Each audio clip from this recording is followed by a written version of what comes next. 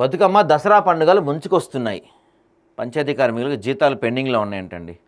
కనీసం పండుగకైనా జీతాలు ఇవ్వకపోవడంతో పస్తులు ఉండాలా అని గ్రామ పంచాయతీ కార్మికులు ఆవేదన వ్యక్తం చేస్తున్నారు.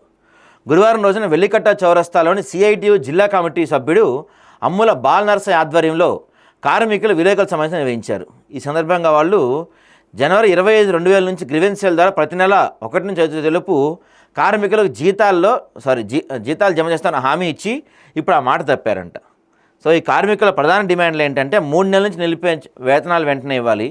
అరే పాప 3 నెలల నుంచి శాలరీస్ ఇవ్వలేదా? గ్రామ పంచాయతీ కార్మికుల కనీస వేతనం 26,000గా నిర్ణయించి అమలు చేయాలి.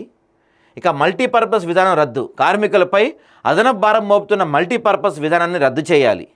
గ్రీవెన్సీల ద్వారా జీతాలు, గ్రీవెన్సీల ద్వారా ప్రతి నెల సకాలంలో జీతాలు చెల్లించాలి. కార్మికులకి రక్షణ పరికరాలు అందించాలి. కార్మికులందరికీ గుర్తింపు కార్డులు ఇవ్వాలి అంట. 3 నెలల నుంచి జీతాలు లేకపోవడం దారుణం కదా. పండగ వస్తుంది, ఇప్పటికైనా రిలీజ్ చేస్తే పంచాయతీ కార్మికులు కొంతన్నా పండగనే జరుపుకుంటారు. కనీసం చాలా చోట్ల జీతాలు ఆగిపోయినాయి అంట కదా.